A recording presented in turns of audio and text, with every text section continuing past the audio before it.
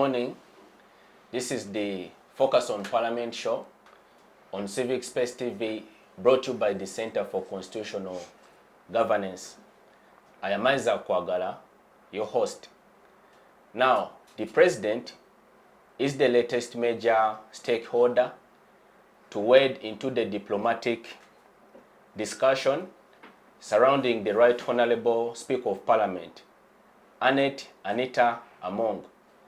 This after the UK government announced a range of sanctions against her over her involvement in corrupt practices.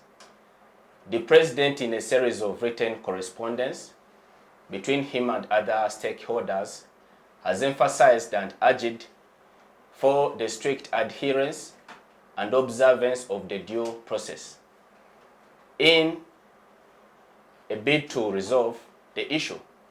On this program, we discuss and examine the various complexities involved in this issue and what really this means for the wider context of the UK-Uganda diplomatic relations.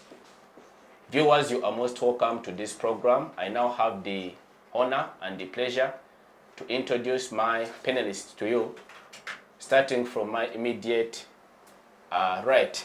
Let me start with my brother, with whom we share the honor of serving together in the same student guild government at Makerere previously.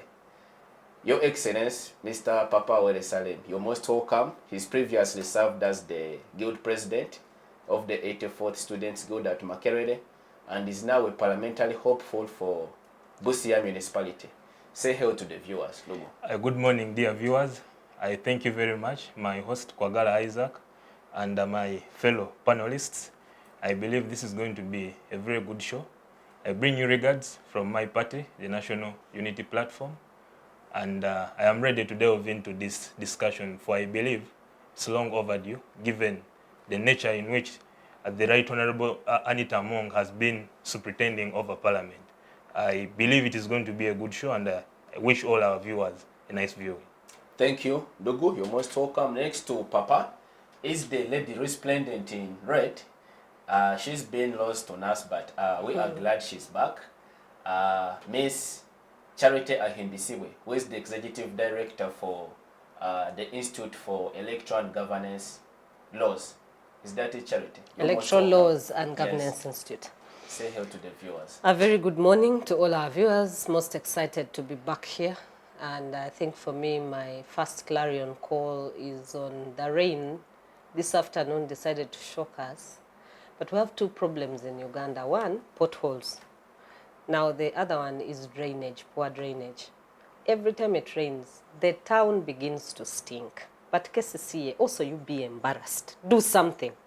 I think this, for me, is a good start for this afternoon. When I came reflecting on why do we always come to these shows? We want to make a difference. So please, KCCA, our roads, those potholes, plus the drainage, think about it. Thank you, Charity, for joining us, and also for that sharp rebuke to the authorities. Yes. I hope they can listen and do the needful. So, last but not least is the gentleman right next to me. He's, I think, a first-timer on the program, Mr. Twahika Dennis, who is a lawyer and a parliamentary hopeful for Bushenyi municipality for the year 2026. You're most welcome. Dennis, say hello to the viewers. Good morning, viewers. I want to thank this TV and especially you, the moderator and the producers, for according me this opportunity to come and share with my fellow citizens. And I hope it will be an interactive discussion. I wish you all the best, and as you are watching and listening for this program. Thank you, sir, for joining us. Charity, let me begin with you so that we can set some sort of baseline position to guide this discussion. Now, early, I think last week, or towards the conclusion of last week, but one, we saw the president come out in a written correspondence to the Minister of Foreign Affairs, asking him to furnish him with further information regarding the case of the Speaker, where the UK government has taken an unprecedented action to sanction her over her involvement in corrupt practices, specifically stealing from the vulnerable poor, the Kalimajong. So we understand the Iron Sheet saga was a very notorious, case that embarrassed the government largely. But let's go back to the merits of that letter. So the president, next we see another letter in which he's now writing again to say that the Attorney General, together with the Foreign Affairs Minister, should discuss and then conjure a response to obtain further information, because to him, he says he received information from the Deputy IGG, and she said the Right Honourable Speaker didn't have any properties in the UK, and therefore he considers it as an affront on the sovereignty of the Ugandan state.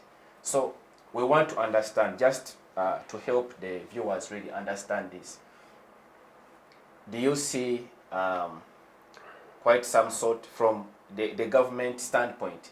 Is there a contradiction, first and foremost, within the government? Are they at the same level? Is the president really oblivious of this matter? Is he sincere in saying he wants to obtain further information? Or it's something else? So, thank you very much, Isaac. Sanctions, it's a very interesting thing to think about, and interesting that the president's letters have been leaking. Previously, the president writes letters. Even now, I'm sure he's written some letters to some officers, but we're not privy to them. So by the time they were leaking to the public, there is a reason why these letters suddenly have been creeping into the public space. And he says, I always follow public discussion. Even in his letter, one of his letters, he said, I've been following public debate. Now, the first letter, which got its way into the public space, stated that it would be immoral and it would be a question of one, political abuse and immorality if a person actually obtained money from the poor and built a house in a foreign country. And for him, he was ready to take action if there was proof that there was a house. He said, if it is about money, and that money is legitimately obtained, and it is being used to support children education legitimately, then he has no problem with it. It's not the first time he makes similar statements. In the past, when the IGG told the president that I want to start doing a lifestyle audit on all people in government who seem to have a lot of wealth, but we don't know where this wealth is coming from. Because the question that we are addressing here is the question of corruption. And we have been saying for a very long time that there needs to be accountability from our leaders, and there needs to be a sense of political will to fight this corruption. And so the president, when the IGG said, I'm going to do a lifestyle audit, he advised otherwise. He said, no, as much as lifestyle audit might not be a problem, but I don't agree with it. And he said, for me, if people are taking money, and the money they are taking is government money, the president himself on the record, he says, this is government money. But government money, where does it come from? He leaves it open like that. Where does it come from? Taxpayer. Between you and me, you know it comes from the taxpayer. So does the president. The president is a student of economics. He studied his economics from Dar es Salaam University. So he knows very well that this is taxpayers' money. But he does not state it. He says that it is government money. And so if people can obtain this government money and invest it back into Uganda, then he has no problem. Because they have obtained it, they've put big investments, which are in Uganda, and Ugandans are having jobs, and Ugandans can also benefit from the same things that these people stole and put back into the economy. His problem has always been lifting that money and expatriating it elsewhere. And so he reflected the same position in the first letter when he said, if it is about money, legitimately supporting children, and having legitimately been obtained, I have no problem. Now what he wanted from that letter was, can the IGG tell him and the ethics minister, if the Right Honorable Speaker had declared that she had these houses.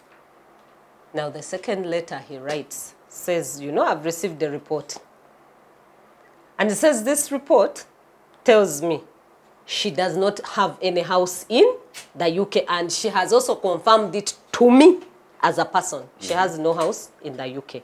And remember that the Speaker of Parliament, also on the floor of Parliament, sat and said, I don't even own a pussycat in the UK. But that was not true that she didn't own a pussycat, because we later discovered that she had bank accounts with a tune of £5 million on it. £5 million is almost equal to about 32 billion Uganda shillings. She had that account, which the British went ahead and froze. Okay?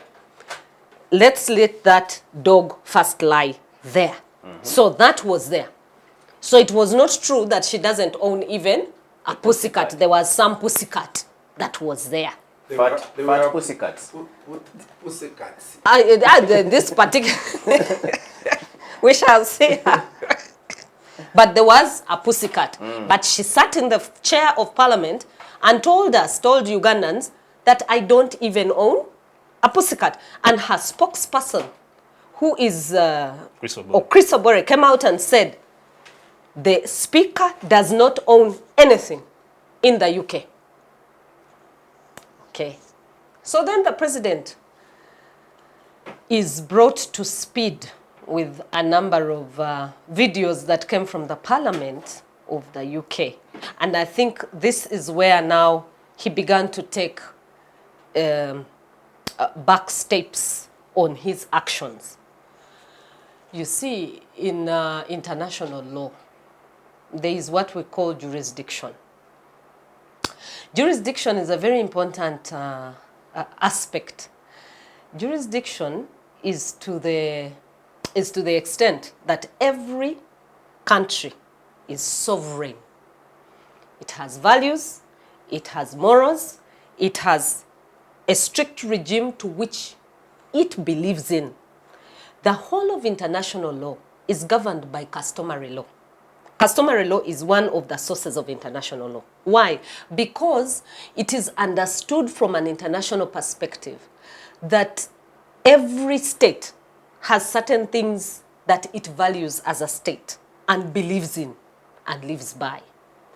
So when those videos came out, it was clear from the UK Parliament that the sanctions were not necessarily supposed to be deterrents for corruption. They had a political angle to the sanction.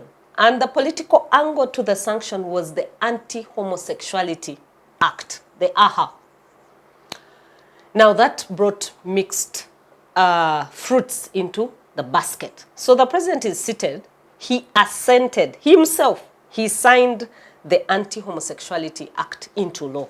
And he even told you, he went back and read that law word for word and advised Parliament on what he wanted changed in that law and what he would think was sufficient to go ahead. And so far, Uganda as a country has allowed that this law be reviewed, and we had a whole constitutional review process taking place in court, and court pronounced itself on the AHA. We have that judgment with us. So that then left him at a place of where, if he had to go with the sanctions and punish the Honorable Anita Among, does it have a political inclination underneath the fight for corruption? This is what it means on a broad level. If he told Among, pack and go, anybody who worked on the AHA should watch their back that at any one time, if anything comes up that they participated in any corrupt action, the president will throw them under the bus. She now had a defense for herself, and which defense she has used legitimately from the time the first letter came out. She has been saying from the first day that the UK government was sanctioning her not because she stole Mabati, but because of her involvement in the AHA. Now, the video coming from the UK Parliament was not helpful. It seemed to sit so well in what she had argued for herself. So if you accuse me of being a thief and I defend myself, and my defense fits so well with what the accuser is saying, am I still as guilty as you're looking at me? So the president went back to the drawing board. So if he has to take action as commander-in-chief, and if he has to show that, that he actually has political will to fight corruption, what does it mean? Because he signed the AHA. If he gets rid of Among and it is for the AHA, it means also him, his chair, is at risk. Remember the UK Parliament, there was a member of Parliament who is called Bickham, who said, you know, the thing with Uganda is that there is need for change of government. Regime. Yes, there's need for change of regime, and we need to support new leaders, like the leader of opposition, Joel Senyonyi. That is such a glaring political Statement. Yes. And it has been made by a government against another government. In international law, that is major breach. The issues of the citizens of Uganda should be determined by the citizens of Uganda. I don't know if you've heard me clear and loud. The issues of governance of Uganda are stipulated in our constitution, okay? Where it states, and that is why you had one of the members of parliament in that house of the UK said, before we take action as the UK Parliament, and it looks like it's the views of the UK being imposed on the Ugandan people, what are the Ugandan civil society members and what are the ordinary Ugandans saying about these issues? Now, having broadly painted the picture, because it is now a catch-22, a rock and a hard place, I want to go back and squarely fix a few problems that we have as a country. We are agreed as a people, generally as Ugandans, we agree that we have a problem called corruption. We also agree as a people that the corrupt seem to be enjoying and going away with the corruption while the poor continue to wallow in poverty. We are also agreed as a people, as citizens of Uganda, we are agreed that whenever there is a chance to a supplementary budget, like it happened yesterday, it is inflated. Now we are talking of a 72 trillion budget away from a 58 billion. That was the second supplementary in a period of about less than 6 months. So now we are agreed as a people, all of us in Uganda know it, that one of the problems causing us every problem in our health, education sector, lifestyle, agriculture, everywhere is corruption. And this problem is not being addressed. Now, the British, as much as they may have had some political things they attached to our problem called corruption, that problem is real. And that problem has affected every other sector in our country. And that problem must be dealt with by the president. Whether he gets rid of the Honorable Speaker of Parliament, Anita Annette Among, it is up to him. The choice is his, because he's commander-in-chief. Is it in his mandate? Yes, it is. Of course. Such an action? No, you see, the three arms of government are independent arms of government. But he remains commander-in-chief. Okay? So if anything is going wrong in the government, the executive arm now comes to take an upper arm. If anything was going wrong in the legislature, it should be the legislature. He can't as a person say, I have sacked you, Anita Among. He can't. But how did Anita Among get elected? How did Kadaga get out of that chair? Who influenced for her to go into that chair? Who? Wasn't it the president himself? Isn't it that even in Bukedea she said, it's only you who knows me and knows my ability? So when you ask me the question, does he have the power to? Maybe not directly as the constitution is constituted, because they're supposed to be 3 independent arms, but he still has a lot of influence. Half of the 529 MPs are NRM MPs. Thank you, Charity. I'm going to ask that you hold on your point. I'll return back to you. Let me first bring in Papa. Papa, Charity introduces a very interesting perspective to the conversation. We seem to be in some sort of conundrum, because in as much as she's arguing that Uganda has the requisite capacity to superintend over its affairs, being a sovereign state, and therefore the people that have been implicated adversely as corrupt, that is Anita Among, the Speaker of Parliament, and the 2 ministers, should be the subject of Uganda's judicial institutions, and then their cases considered and resolved. And that seems to be the view of the president as well. So to that extent, they are in agreement. But from a citizen's standpoint, I want to ask the question, because it is increasingly becoming clear that we have lost confidence in the the competence and credibility of these institutions to hold the corrupt accountable. So to us, it is some sort of huge relief and welcome measure that the UK government should intervene and punitively punish these people. So from a citizen's perspective, what have you got to say about these sanctions? You see, when we begin discussing corruption in Uganda, I remember that walk that the president had with a number of people from revisiting that trek. Oh, yes. But the entire thing was about creating awareness and Uganda's commitment to fighting corruption. It just looks like a joke. Because if we look at what is happening now, we lack commitment as a country to fight corruption. And the leaders themselves who are supposed to be checking the corruption are the ones participating in corruption. When we are discussing these sanctions, you in the legal field have something that we call jurisprudence. What did the former cases of sanctions in Uganda teach us? What actions did the president take? We have had so many people. This is not the first case of sanctions in Uganda. We welcome the sanctions as a people, as citizens in Uganda.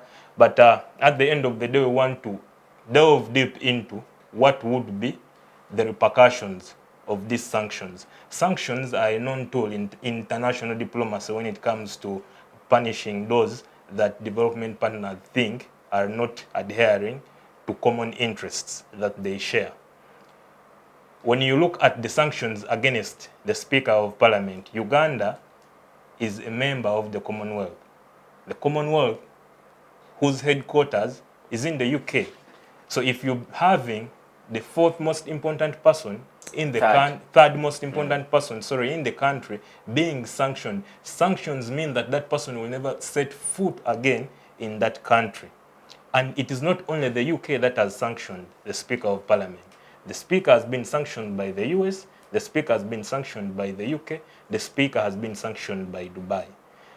She has already told us the back and forth that we have had when it came to checking whether she has properties in the UK or she doesn't. She has denied that she does not have the properties in the UK, and yet what is coming out in the light is clearly showing that she does have properties in the UK.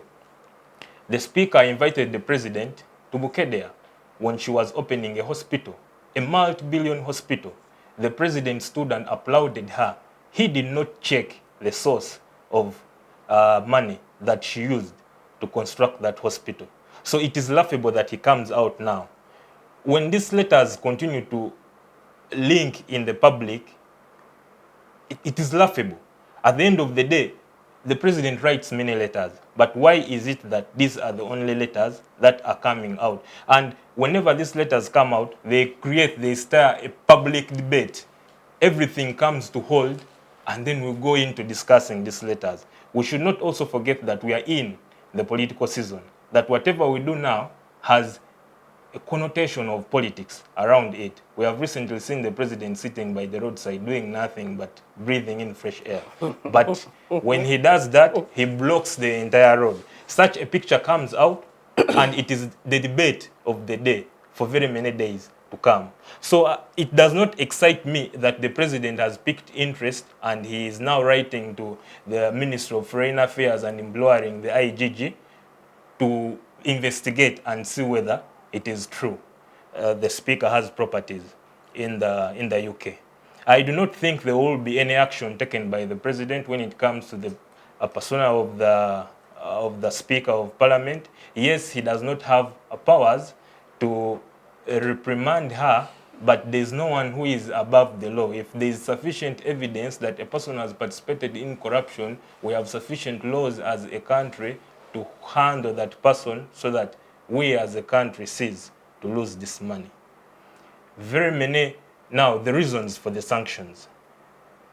The UK, the sanctions are about the Mabati for the Karamojongs. The US, the reasons are about the anti-homosexuality bill. But let me focus my discussion on the Mavati of Karamoja. When that story broke, a number of activists, just like she has told you, the sanctions are always seen as interfering with the internal processes of a country. But when this story broke out, what did we see the president do? What did we see the IGG do? What did we see the bodies that are responsible with fighting corruption in the country? A number of activists went on the streets, and up to now, some of them are still languishing in prison because of going to the streets to say, no, enough is enough. We cannot continue living like this as a country. You cannot be stealing from the rich and you're also stealing from the poor. When the president had a cabinet reshuffle of recent, he dropped 2 ministers that were involved in that saga, and that is Maria Goreti Kitutu and Agnes Nandutu.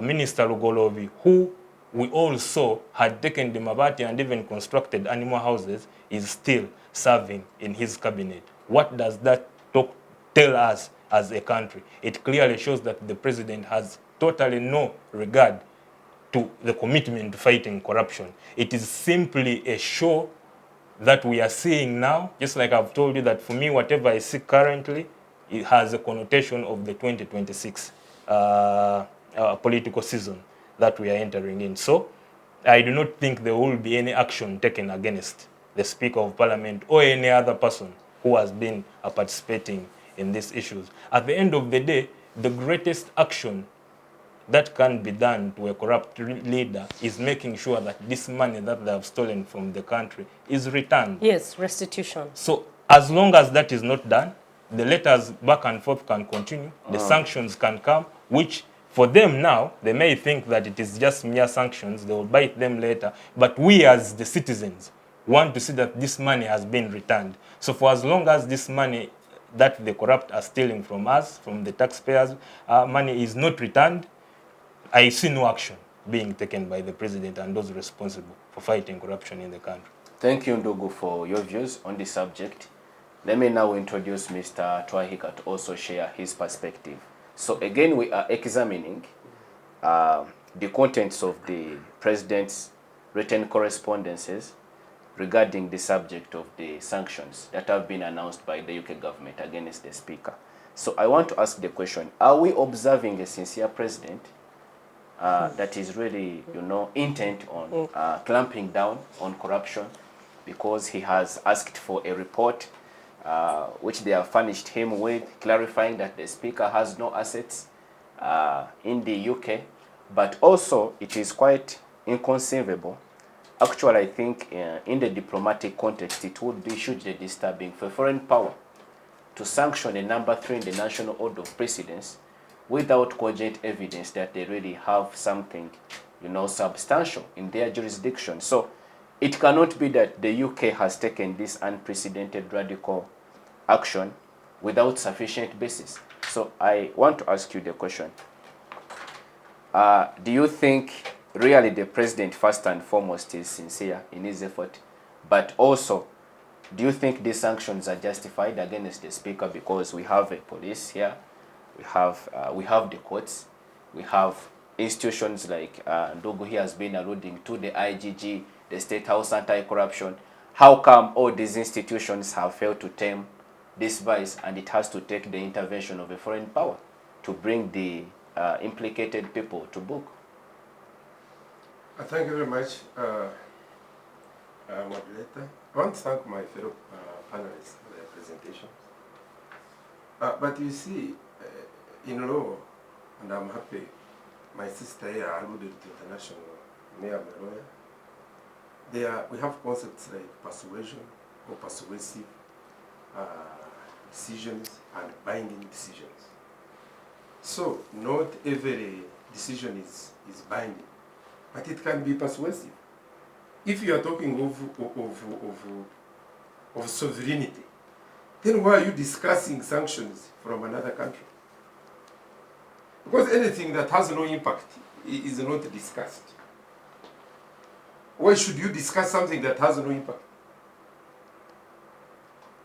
Anything that happens, even a madman can threaten your credibility by shouting your name. So in that case, yes. In that case, yes. How would you respond? You see, you ignore? No, you can't just ignore. Because simply a madman has, a man can go throughout this town talking about your name. Is he going to chase you from your house? But I want to tell you, at a certain time you will have to assemble some means to clear or to have that madman, maybe his views or his perspectives addressed. I'm not insinuating that those who actually sanction the speaker are mad people, no. But I want to tell you the magnitude of neighborness. You can't say that Uganda is there and it is our own, and that concept of sovereignty in international law has been overrated. It has been overrated. Now, isn't Israel doing some havoc in Gaza? Hasn't Russia attacked Ukraine? It has attacked Ukraine, but Ukraine is an independent state. Haven't we seen? Didn't America attack Iraq? Didn't the Americans and NATO actually attack Libya? They attacked Libya. Now, because there is a time when I actually watched my speaker, Right Honorable, but the demeanor she displayed when she was actually discussing when there was a time when the Parliament, this Sechku was presenting, I watched the demeanor of my speaker, a lioness. There was no lionessness in her. Yes. She's been emasculated. I saw her. She was even started saying that, let's Sech talk. But at first I remember there's a time when she had breasted Sech. I don't know which session. But I saw a demeanor of a humble person. She had blasted him about the parliamentary exhibition. And then say, talk your nonsense, that kind of thing. I saw a civilized, a leader with decorum. And I want to tell you, from that time, I started loving her. Because at first I had had some negativity about her, but from that demeanor, so I started loving my speaker. Confessed a change of heart now. Yes, and I realized there is communication in body language. You don't need to talk, even the body language can communicate. I realized that there is a problem. Maybe a higher power had intervened to disrupt her power.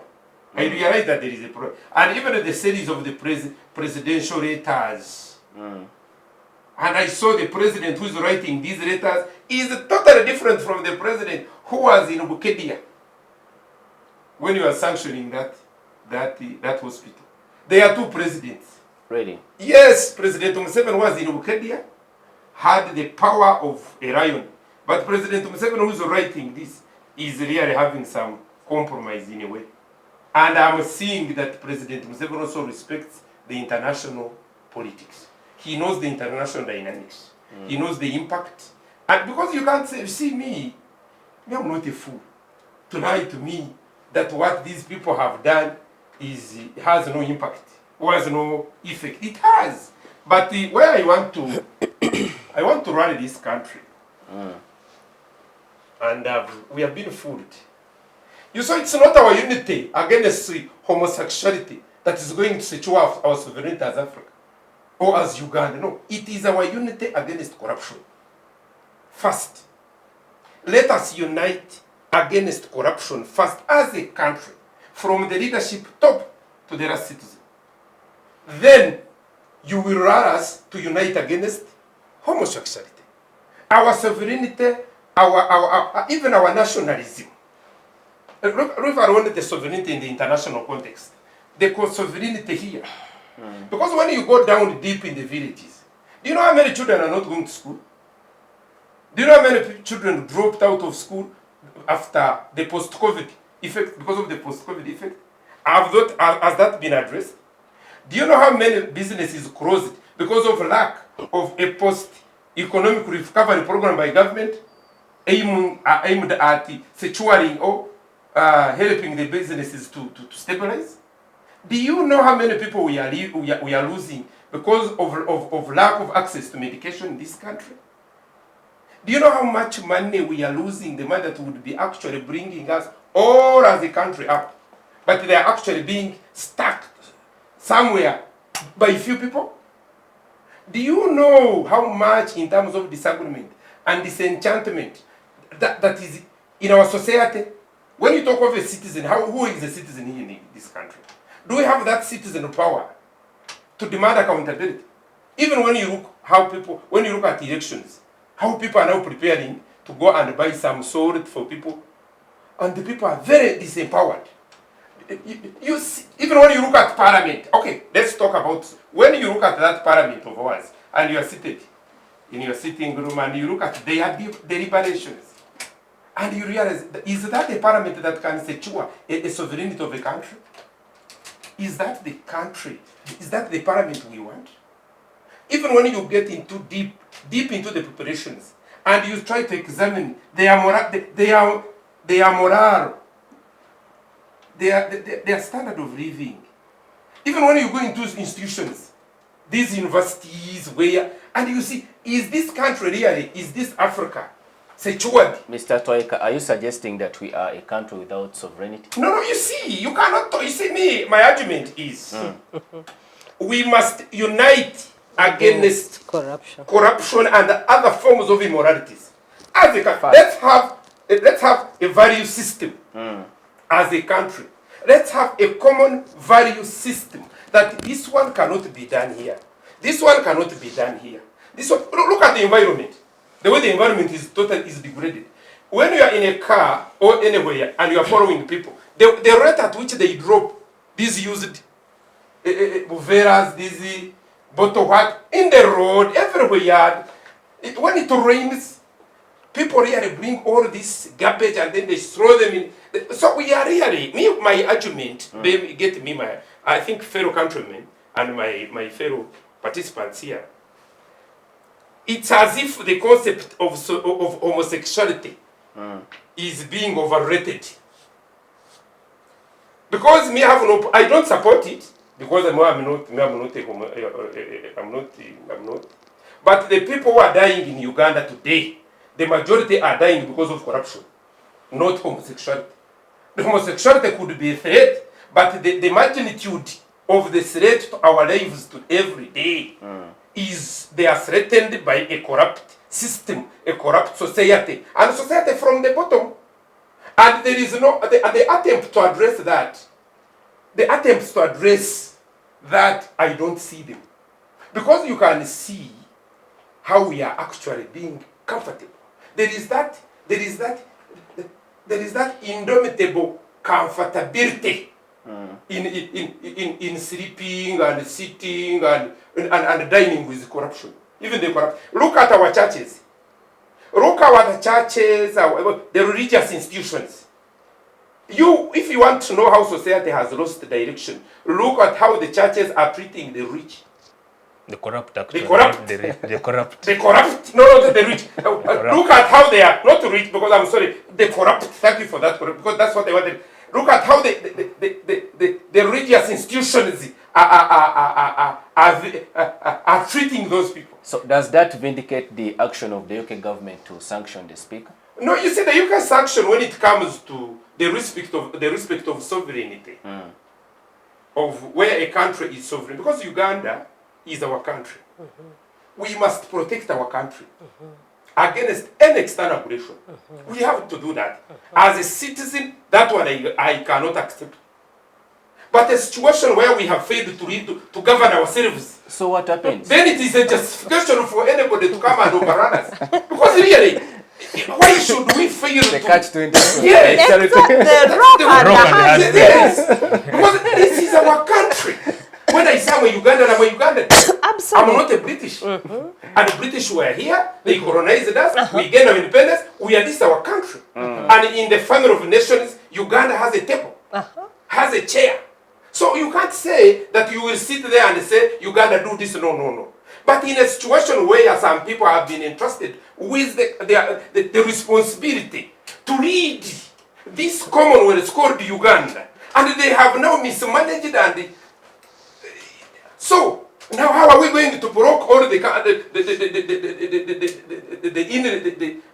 inlets where a foreigner is likely to come from? You see, the policy, this is like a home. When you are in a home and you are disorganized, I want to tell you, your neighbors will always intervene. You cannot say, this is my home. You have a home when your children are not having food. You are when your children are yawning, when you are actually your wife is crying, that you are everything is these are in your home. That means it is actually an invitation for neighbors and other people to intervene. But when your home is well secured, well organized, and I want to tell you, few people can access. You can even, because for example, you can even fail to get a reason to justify you are coming into my home when there is no case. But when people are fighting, when people are hungry, even hunger, the lack of food itself will cause an influx into your... It will erode your privacy and even your leadership as the head of the family. Children will actually scamper for survival, and others will even be coming. Even the maid will invite some people by going into their homes, telling them that they have no food. And that one alone actually erodes your sovereignty. So the sovereignty is not about talking. Sovereignty is about what you are doing for your country. Sovereignty is about the spirit of the citizens about their country. So you can't say people will... That's why I mean you don't need to teach patriotism. Patriotism is infectious. It is infectious. What a leadership is doing will compel the citizens to comply and love. Because if the leadership is strict and they know that whatever they are doing is for the common good of the country, and whoever is in the government and civil service is following that trend, you don't need to teach people patriotism. Actions, conduct of leadership actually affects, it is infectious. Patriotism must come by organically. Because when, for example, now when you look at how, I have children, and I studied from government schools, private primary schools, they were actually functional. But now almost all our children are in private schools. Why? Why? Thank you, Mr. Why are we paying all the money that we're supposed to be investing? Why? And all the government, majority of the government primary schools, which are meant to help the poor, the children of the poor to come up, have actually lost the direction, and everyone is now indebted. Everyone has a loan. Why? Is that the patriotic society we're building? Let us unite and secure the values that can make us a united country. Then these foreign interventions will be actually dealt with when we have a common direction. But this business of hiding homosexuality, sovereignty, that's nonsense. Thank you, Mr. Twahika. Focus on Parliament now takes a short break. When we return, we continue the discussion on the reaction and response of the President regarding the sanctions announced against the Speaker of Parliament by the UK government. Digital rights are those human rights and legal rights that allow individuals to access, use, create and publish digital media or to access and use computers, other electronic devices and telecommunication networks. Digital rights include a right to freedom of expression, information and communication through technology, a right to privacy and data protection, a right to credit for personal works, a right to universal and equal digital access, a right to identity, a right to anonymity, a right to be forgotten, and a right for protection of minors, among others. The state's digital rights are frequently violated through various unfair actions, for example, blockage of websites and social networks, theft of credentials, unauthorized use of people's data for personal gain, privacy intrusion, online censorship, arrests and intimidation of online users, internet blockages, and the proliferation of laws and regulations that undermine the potential of technology to drive social, economic, and political development worldwide. It is hence every citizen's responsibility to respect rights of other digital users and to speak out or report to the responsible parties when one's rights are violated. Welcome back. This is the Focus on Parliament show on Civic Space TV. In this segment, we continue the discussion by examining the contents of the President's letters in a series of correspondences with other stakeholders regarding the sanctions slapped on the Right Honourable Speaker of Parliament by the UK government. Charity, let me start with you again. Let us now look at the diplomatic context. We understand that Uganda and the UK have enjoyed quite harmonious and cordial diplomatic relations over the years, not least for the fact that the United Kingdom is a former colonial master of Uganda. But now we see a foreign power come out strongly to sanction a number 3 of an independent sovereign country. And you can also, assess that, I think, in the diction and the tone of the President in his letters. He seems to say that this is quite unacceptable. We can't let it pass. To the extent that, they cannot adduce cogent evidence to, verify and buttress their claims. So, in terms of implications, where do you see these two countries? Is it high time that, they have their relationship strained, and then before we know it, maybe there is an extension in all the other spheres, because also the UK is one of the major international development partners and donors for the country. They, help to alleviate the plight of Ugandans in areas like education, in health, in security and defense. Where does this leave the country and its diplomatic understanding with the UK?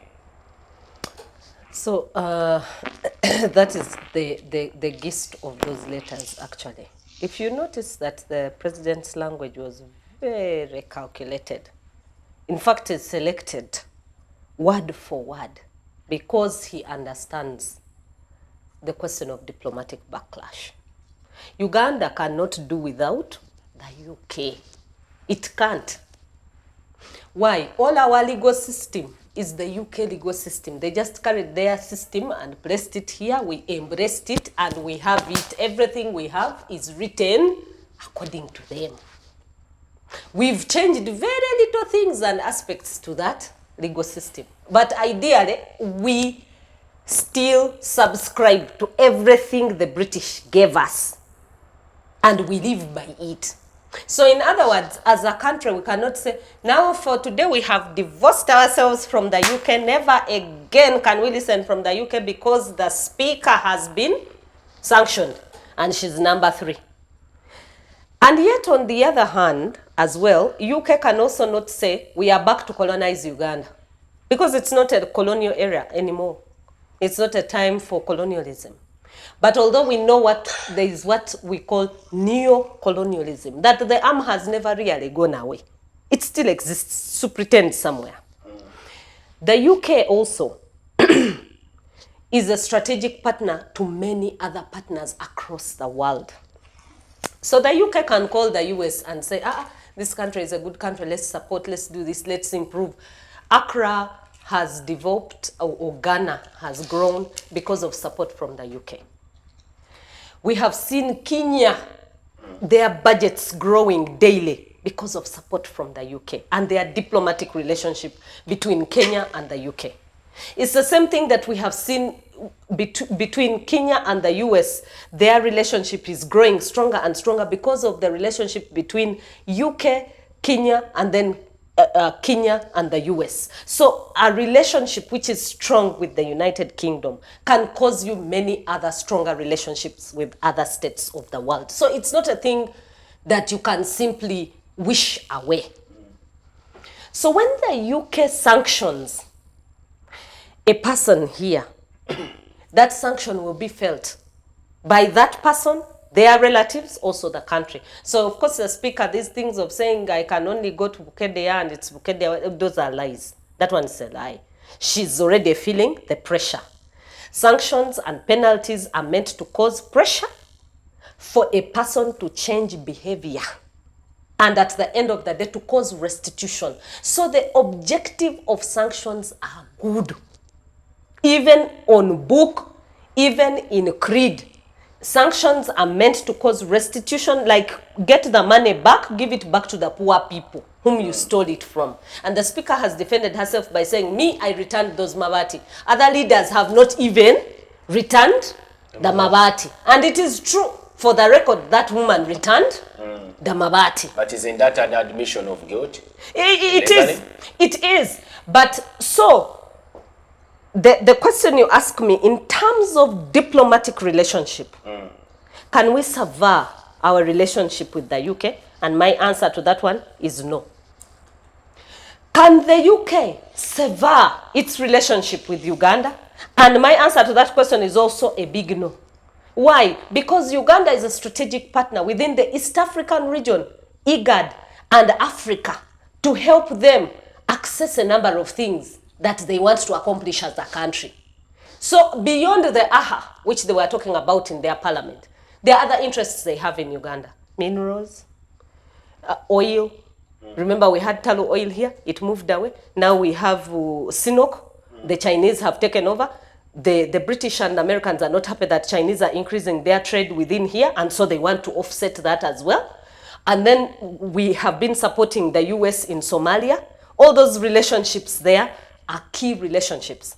And how we behave and manage this relationship we're having with the sanctions and the UK will determine whether we continue with the other relationship with other international partners.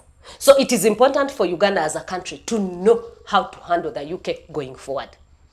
Now, when the president asked the Attorney General and the Foreign Affairs Minister, it is a response. Because in management of government, in management of a government, the person who responds diplomatically for a government is the Minister of Foreign Affairs. In management of government, the person who is the legal representative for the government is the Attorney General. So the president is holding his institutions and asking them to run away with the politics. He does not want to put himself directly in the fray of the diplomatic backlash. So he wants both technical advice and legal advice on how to move on the diplomatic front. But as he moves on the diplomatic front, whatever the issues, because I raised to you the issues that he seems to see from the diplomatic front, us as the citizens of Uganda, we want him to resolve the issue of corruption. Because it is not true that we don't have corruption. It is true Uganda as a country is dogged by corruption. I have said the budget which went into the House yesterday had been 58 billion. It swelled to 72 trillion. We have been told it is government money, but we also have new taxes which have been passed. Fuel has gone up by 1,550, which everybody will have to pay. Mineral water, when you go to buy mineral water, it is also up by 50 shillings. Airtime, there is nothing we are not paying. So us as citizens, mobile money, we have been completely drained. We have nowhere to turn. The businessmen have been on strike back and forth over IFRIS. They don't know where to turn. Some of them have said we're going back to the village. Now, that is where we find ourselves. We find ourselves there because of corruption. So the president must deal with this demon called corruption. And he must take stern action against those who have been found guilty of corruption in this country. He has taken action against Chitutu. He took action against Agnes Nandutu. He should take action against all the others that are there on those millions of lists. The Auditor General's reports are clear about them. The Speaker has not been exonerated herself. She's also there. She returned the Mabati, yes. But we have many other things that have been raised against her. The house in Bukedea, he himself asked that how did you manage to build that hospital? How did you manage to build that magnificent house? My daughter, how did you manage? He asked these questions. We want him we need him to resolve these questions as Commander-in-Chief. He handles the diplomatic backlash, but he also needs to handle the issues that are affecting the country. Thank you, Charity. Ndugu, once again, from a citizen standpoint, now that the UK government has intervened to sort of punitively punish a high-ranking corrupt government official, this is largely a welcome measure by the citizens, even when it has, its other areas of concern, speaking to the jurisdiction, the sovereignty, and so on. But I want to ask the question, so going forward, do you think now it's high time for the president to strengthen the domestic judicial institutions and all these other parastatals that are aimed at fighting corruption, so that then we avoid, these thieves with our strategic development partners like Charity here has correctly pointed out? Because you look at the case of the UK, for example, this is a superpower whom we've enjoyed harmonious diplomatic relations with over the course of our entire existence as a country. And they have consistently supported us in different areas. So by the time they really come out to sanction a person, it can be concluded that, number one, they have sufficient evidence, but number two, it cannot be that that measure is in futility. So going forward, should the citizen have faith in the government to really address corruption as an issue, or we should leave it to the foreigners to... You sound very satirical when you say that the president should strengthen different bodies and agencies in the country to fight corruption. In Uganda, there is no independence of institutions, just like we've discussed here. Because he seems surprised. We have, that's how he has been acting for a very long time. Because I told you that this is not the first time that we are having people sanctioned in the country for corruption or related matters. Actually, we are very lucky as a country that the corruption, the sanctions have only targeted individuals and not the entire country. I'll give you an example of the sanctions that were levied on Russia when it attacked Ukraine. Just that Russia is a superpower and it had very big allies that enabled it to come out victorious also, because I do not think the sanctions beat them that much. But look at a country like ours. If the sanctions are not only targeting individuals, but they are targeting us as a country. When you are sanctioned as a country, say the UK has sanctioned Uganda, that means that the allies of the UK will not operate with you, will not collaborate with you, will not trade with you, will not lend you, will not give you money for developmental programs, just simply because they do not want to annoy the other developmental partner that has put sanctions on you. The willingness and ability of we as a country, or those in power, to fight corruption is not there. I'll take you back to where the genesis of this entire thing. We had something called the Parliamentary Exhibition led by social activists, Mr. Spire and colleagues, with glaring evidence put into the public that these officials were corrupt. The speaker was taking a lot of money, in billions, 500 million, for leave, for maternity leave per day. At the end of the maternity leave, she had accumulated billions. I believe Parliament has rules of procedure and standing orders on how majority of these issues should be handled. Chris Obore, who is the spokesperson of the Speaker, has never given an explanation. All he does is raise his voice whenever these matters are brought out. On the floor of Parliament, when members of Parliament attempted to discuss the outcomes of the parliamentary exhibition, the Speaker shut them up. The classical example that Comrade was giving us, led by the Sechkubos and the leader of opposition, and she adjourned Parliament before these issues were discussed. Sanctions, whether against an individual or the entire country, at the end of the day, bite us as the citizens down here, because we need developmental partners. These developmental partners are putting a lot of money into programs that benefit us as the citizens: education, health. The issue of the anti-homosexuality bill, when the US sanctioned us and took away AGOA, it took away that fund that was helping the AIDS patients receive free ARVs. So at the end of the day, we may look at this as a joking subject and say, perhaps this is just Anita Among and what, but at the end of the day, we feel these sanctions as the citizens on the ground. The President was categorically clear in his letter and said he has met the British High Commissioner. So you see the level, the interest with which he took matters, that he did not just respond to the sanctions, but he took it upon himself to meet the British High Commissioner and perhaps explain, ask a few questions. Why these sanctions? Why now? The UK runs a very big asylum program. Uganda has been celebrated world over as a host community, the biggest host community for refugees in Africa. If the UK wanted to support Uganda with its asylum program, because remember the UK runs an asylum program, not an asylum program, a refugee program, where asylum seekers in the UK are not, as you're waiting for the verdict of your asylum application, they are flown to Rwanda, and Rwanda is supported, and what? The UK would have brought that program here. At the end of the day, we want such programs in the country, but they cannot bring such programs.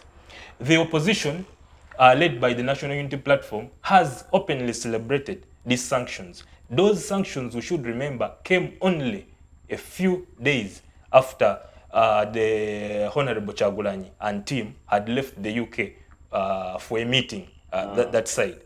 They have continued to do this, to move around different countries, highlighting human rights abuses in the country and all the excesses in the country. So back to your question, one, I do not believe that there is willingness for us as a country to fight corruption.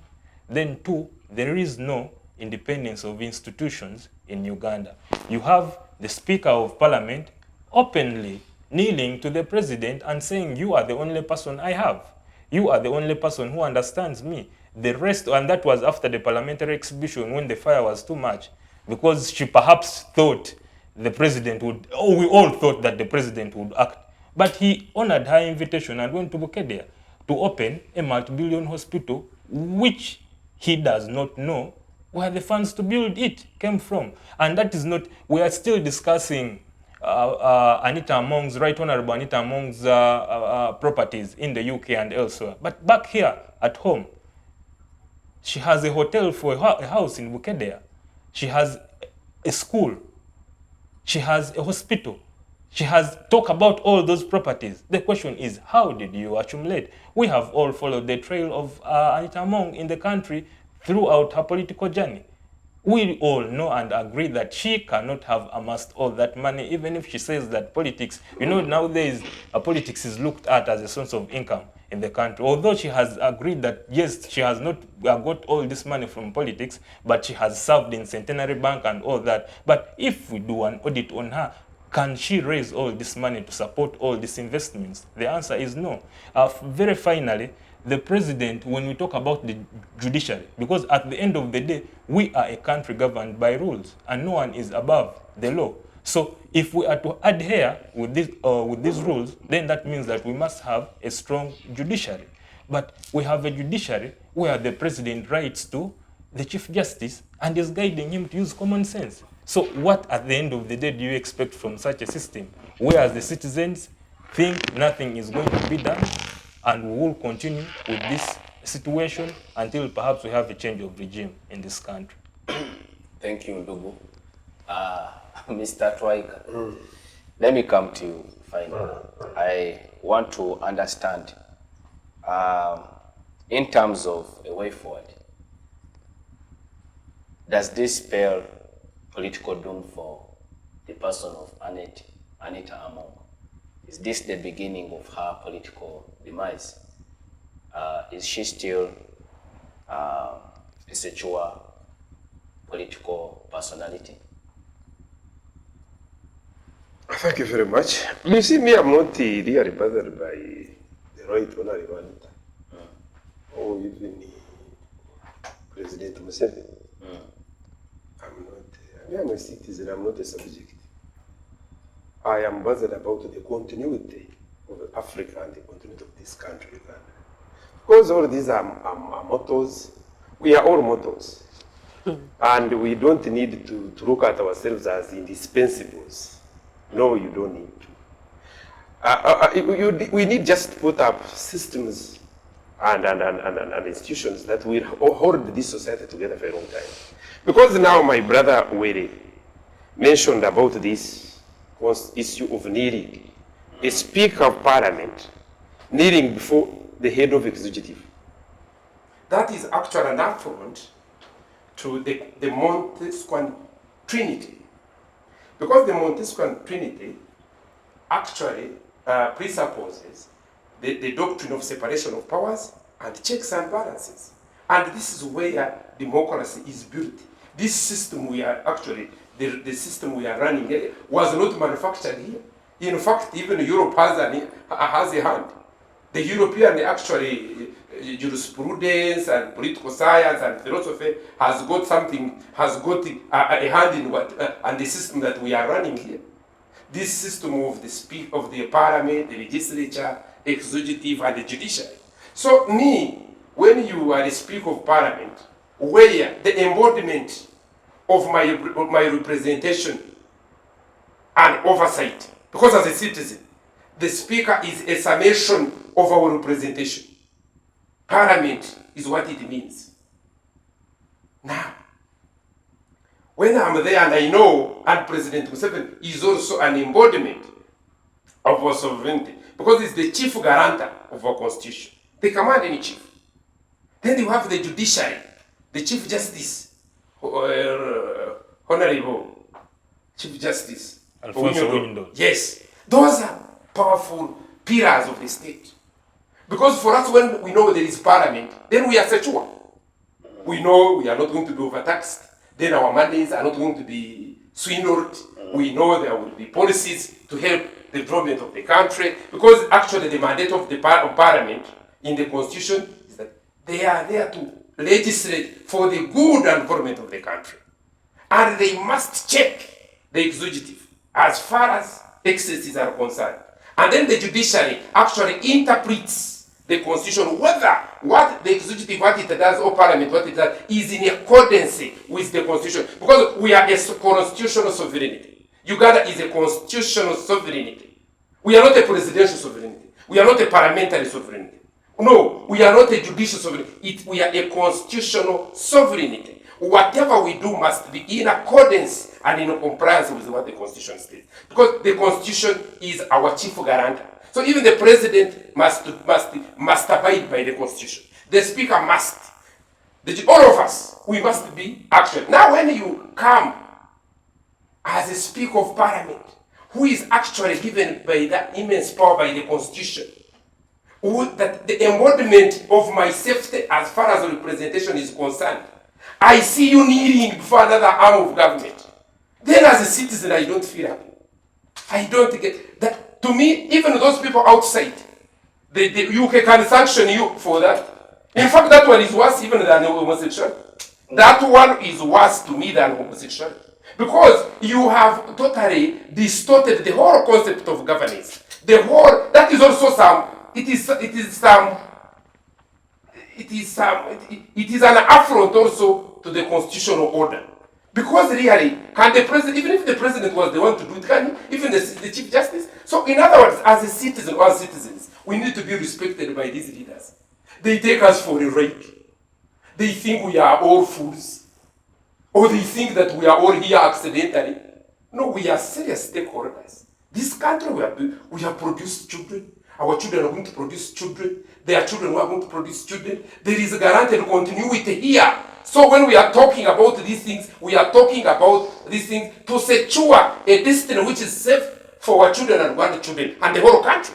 So these people should know that we are don't just talk. So going there, they start kneeling, praying, clapping. That is nonsense. For us, we are under, and then you want me to come and say, when you talk about homosexuality, me, Dennis, I just become, I say, man, we do. No, that is nonsense. We don't support that, yes. But we must put in place systems that is going to guarantee our political participation. That even when I'm with Papa, we're here, he has his political party, I have mine, my sister has his political inclinations, you have, so that a country is not actually, we want a country where we all safe. We want a country where we know that when we are going for elections, for example, we want a country to see the president having a running mate. In the next, every presidential candidate must have a running mate. We vote for all of them like Kenya and Tanzania. So that when there is any calamity, the country's stability is secured. We don't want these vice presidents of presidents. We want a deputy president of a country. We want a deputy president of a country, not a vice president of a president. That is chaos. Those are things, those are fundamental things we need to discuss. Those ones will safeguard our sovereignty than talking about here and there. I'm telling you there are things that are going to safeguard our security, to safeguard our society, to safeguard our sovereignty as a country. That's why I'm calling upon the generation, our generation.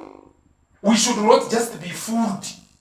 Let us ask fundamental questions.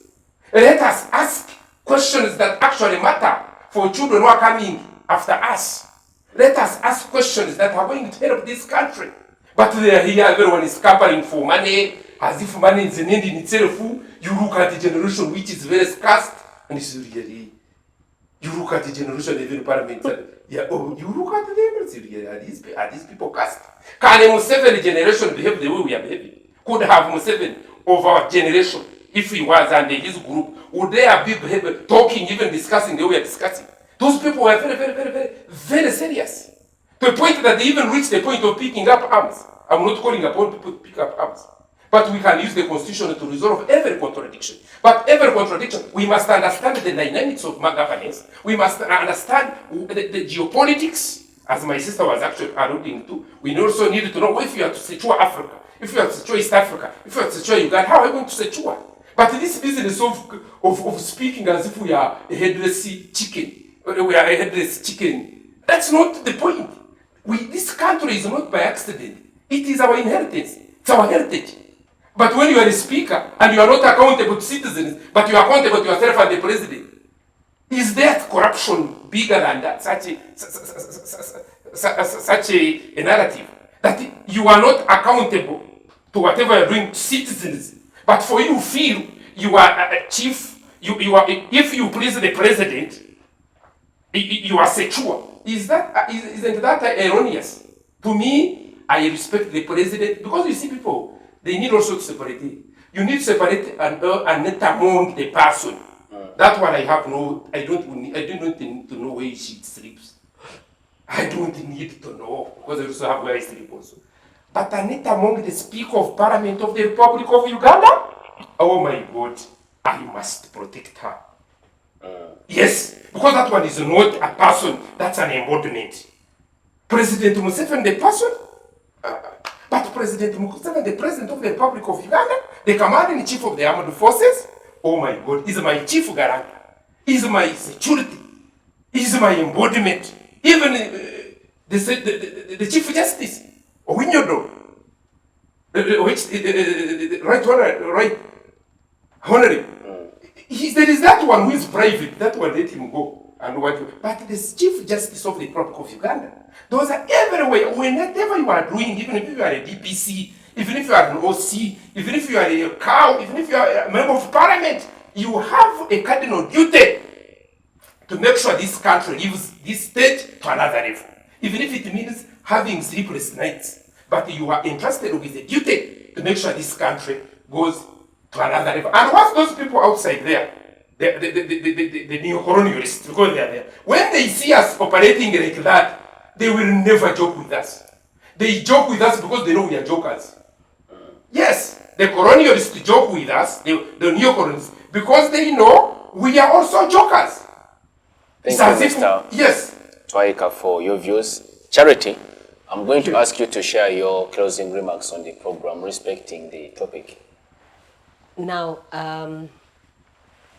the last letter that the President wrote to the Attorney General and to the Minister of Foreign Affairs leaves Ugandans in suspense, because he does ask them for two things. One, that they should ask the UK government to prove that houses of Anita Among exist in the UK. The UK has remained tight-lipped, according to the lead story in the Monitor today, and the New Vision had a side story that the UK remains tight-lipped as to the houses of the Honourable Anita Among. So that now leaves the citizenry at a crossroads, because we were following the letters the President was writing. He's writing these letters to resolve a diplomatic impasse. That doesn't mean the corruption has gone away. The corruption still exists in Uganda, and we want that corruption dealt with, because we have been affected education-wise, health-wise. The Ministry of Education asked for a budget of 825 billion Uganda shillings. They have only been allocated 59 billion Uganda shillings. Now that is a joke if you come to think about the budget which was passed yesterday and how it is going to help entities that are not functioning well. We know those entities are important entities. The Vision Group is an important entity. But do we have our priorities right as a nation? And I think that this is a clarion call that as much as the President is writing, his writing should be in tandem with his action against corruption in Uganda. Thank you, Charity. Doguwele, your closing remarks on the program respecting the topic. As citizens, our biggest tool is our vote. And we are soon entering into, or we have entered into the political season as we build up to 2026. As we wait for the actions that are going to be taken by the responsible bodies, including the President, we have seen and identified the corrupt. Comrade was saying, if you go to church, the corrupt are the ones who are ever sitting on the front row. The corrupt are the ones who are building the flashy houses looking like hotels and what have you. The corrupt are those who are driving those flashy cars and moving in convoys of more than 2 or 3 cars. The corrupt have their kids outside this country studying in the very best schools. The corrupt can afford the best health care out of this country. So at the end of the day, the corrupt do not care about I and you, the citizen, whether you are going to get the very best services, some of which you are entitled to because they are public. They are public. Take an example of the roads and what. The roads that lead to their homes and villages are all well tarmacked and smooth. The ones we use every day for our daily hassles are the ones that are full of the potholes and clogged to the extent that when it rains, the water enters into our houses. During the political season, we always have a talk of if they ate, let them bring back that money on the ground so that we can eat, all of us. And even the politicians themselves have also taken it upon themselves and tell their electorate that the other time I was eating alone, this time we are going to eat, all of us. I implore fellow citizens, 2026, please, we have identified the corrupt. Let us vote with that at the back of our minds. Let us vote for capable leaders, because at the end of the day now, Uganda is going to come down to a question of leadership, because that is the only thing lacking for this country. to move very well. And just perhaps also the census is going on. I do not know if my fellow panelists here and all you, the moderator, have already been enumerated, but I have not seen an enumerator at my place. We remain hopeful that they will show up, but I saw the ED of Ubo saying there will be no extension at the end of the day when the 10 days elapse. So what happens? We're going to extrapolate the results that we have currently to guess the population of Uganda. And very finally, my political party, the National Unity Platform, launched registration of its members. Albeit the ongoing intimidations of police, I encourage members to turn out in big numbers whenever they get an opportunity and register. Thank you, Ndugu. Mr. Twahika, your concluding remarks on the program. Thank you. Thank you very much. I want to thank my fellow panelists and you, the moderator, and everyone who has participated, especially the management of this TV. But my concluding remark is that I want to tell the citizens and those even in leadership and those who are coming that Uganda is like Victoria. The more you draw water from it, the more water actually it registers. So otherwise, if Uganda was not like Victoria, those who have drained this, they thought by this time it would have dried. But Uganda is becoming, waters are actually coming, the rains actually. You see, like Victoria, the only thing you need to do for Lake Victoria is not to attempt to draw that water out of Lake Victoria. You will not manage. The only thing we need to do is to preserve. We are here to preserve for its sustainable use. It's like a country. A country is here, even when you are leading, when you are given an opportunity to participate in its leadership, is just to do whatever you are doing in a way that what you are doing is sustainable. That even after you, others will also do what? That's the whole essence.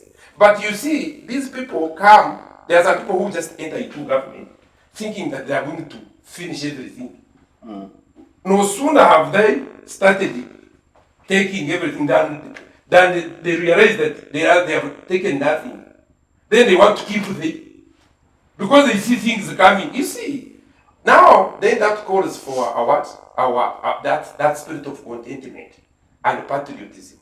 That when you have given an opportunity to serve the public, when you have been given an opportunity, the way you have been given an opportunity to moderate this program, the way we have also been given an opportunity to come here and present our views, the way those in production and what, we must do it in a way that benefits those who are not here and those who will come. Even we should also know that we are not the first to come here and we are not the last to come here. Others have done it, and if there were others, there were no others, it wouldn't be. If there were no others, it wouldn't be also. So we need actually to build that totality. And we are not going to fight when we get that spirit, actually, start rolling. But this business of saying that for you think you are going to be extraordinary, you are going to ride all over, to take us for a ride. No, you are not. Some of us really, you will not manage us. We will decide to keep quiet and look at you, and you will collapse when we are seeing you, and you will collapse on your own weight, which is very unfortunate. We want a country of elders, we want a country of retired leaders, we want a country of well-facilitated retired speakers, clergy, the scientists, and those that are coming up to fill their position, also to know that the first one served, they left, and we are here. That is the country we want. Where we are sleeping and you don't really see what if something happens. That is not the country we want. My last statements are that let us all unite around values that are going to secure our sovereignty here first.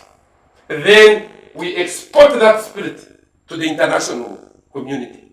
But when we are here scampering for whatever one is speaking, this, you pick whatever you run on. This one is speaking this one is what? So what if we are here and everyone is speaking? Now, for example, if I were to live here and I also go with that camera, will this studio function again? I must leave these cameras because they are doing a very good work, because tomorrow is there. Let us leave Uganda in a state that is more superior than how we have formed it. But this is, and two, citizens, this is the last one. Come up. Come up. Demand for serious things. Come up. The way people love football, I wish they could transform that spirit into the love in their country. I have no problem. You can love football at the same time you love your country. The way I saw people in these concerts, because sometimes I see the way how they go to watch these musicians and comedians. People are very passionate. I wish Uganda should convert that passion into asking serious questions about the governance, about accountability, about responsibilities of leaders, and you will see a changed society without necessarily fighting. And then politics, we shall play politics in a civilized way, and our society will be situated. I thank you very much. Thank you, Mr. Twahika. Let me express my appreciation to you, Ndugu, Ms. Charity Ahimbisibwe, and Mr. Twahika Dennis, once again for your able participation on this program and for your patriotic guidance to the citizen. Once again, viewers, we appreciate you for keeping us company from the start up to the conclusion of this program. Please engage us on our various social media platforms. We are on Facebook, we are on X. You can subscribe to our YouTube channel where you can also watch this program. Many thanks to the production unit for keeping us live on air up to the conclusion of the show. This is the Focus on Parliament show on Civic Space TV. Be blessed. See you next time.